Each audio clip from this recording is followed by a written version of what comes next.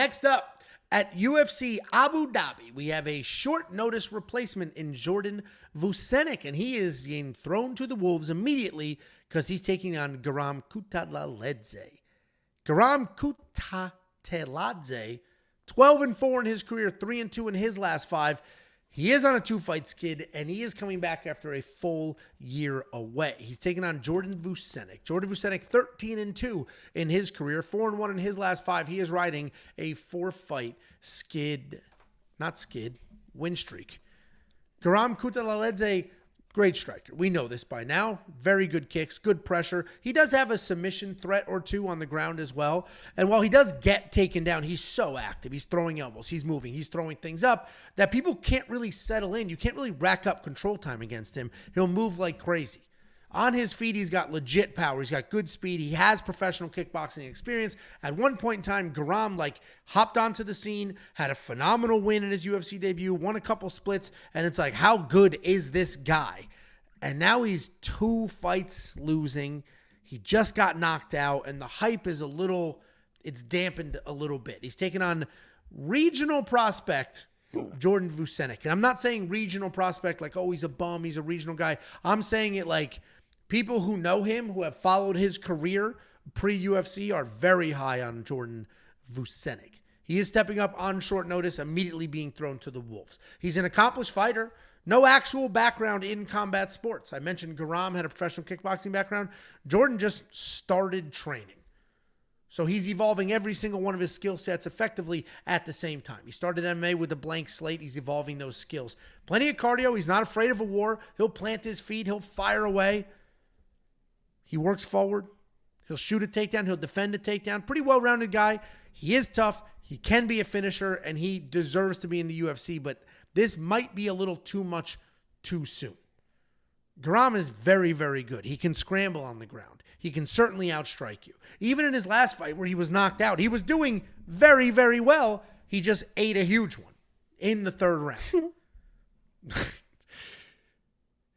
It's going to be an interesting fight because if Jordan can make it ugly, if he can just pressure forward and yell and scream and point at the floor and throw wild, he could squeeze out this win.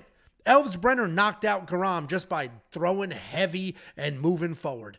And Jordan can do that same thing. But I think Guram took the full year off.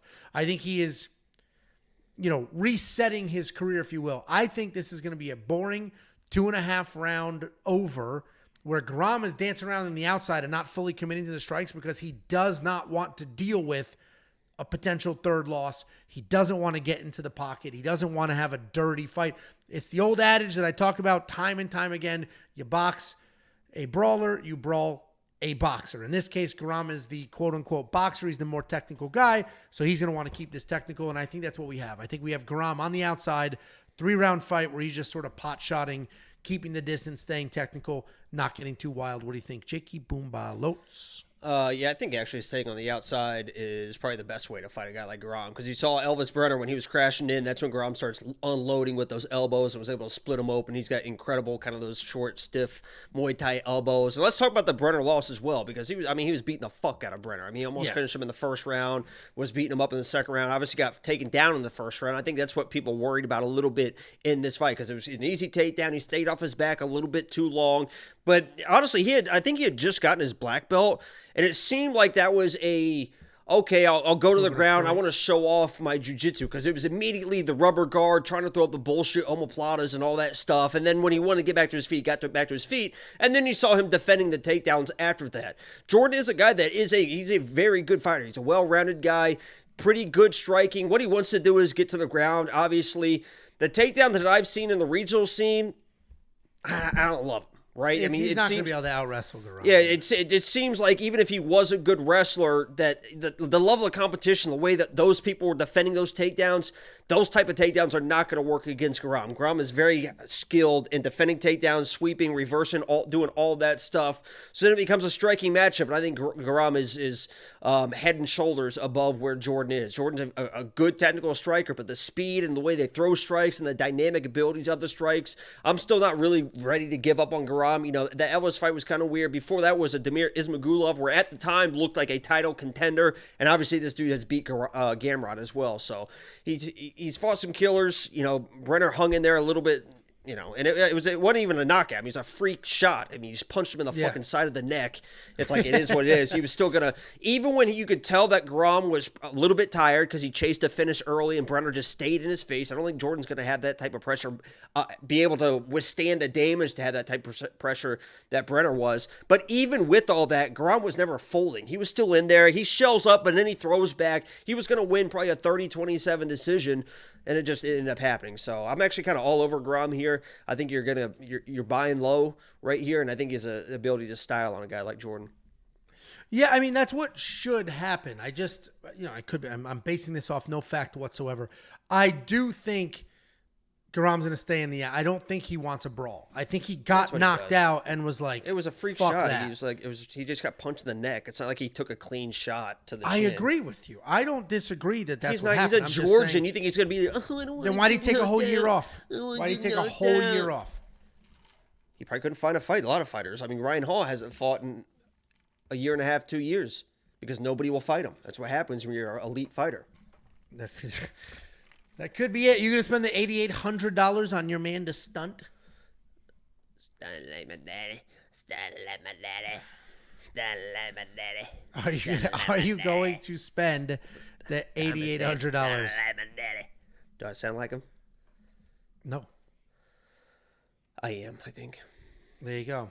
You're probably going to need a finish for that to happen. $7,400 for Jordan. Too many unknowns here to spend that kind of money on a UFC short notice debut in enemy territory, effectively, against an established guy like Guram. And as you mentioned, you were spot on with he's not going to out-wrestle him. So now he's in a striking match with who should be the much better striker. So those elbows are nasty, man. he just has to make it. Well, Jordan's tough. Dude, Jordan beat that Morgan Charrier guy. Morgan Charrier is good. So Jordan's got some good wins. Chepe fucking smoked that clown. Wasn't that a close fight, too? What are you talking about, I dude? don't You remember. just fucking make stuff up that really pisses me the fuck off sometimes. Does it? Does it get you angry? WeWantPicks.com. Click become a member. You can unlock all the picks, fuck? the tools, the round line leans, and more for only $10 an entire month. And that $10 will get you bets, picks, tools all the way out to UFC 305. We do have a $1.99 super chat from the username.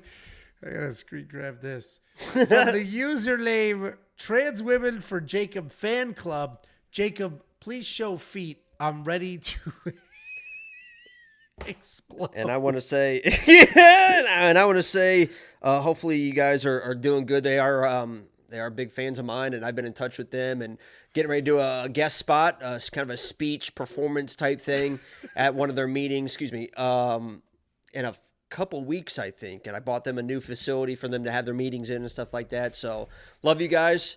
And, I'll send that over shortly. Are you going to show the feet on the stream, please? Yeah, I sent it. We have a Instagram group chat thing. You guys have a communication going?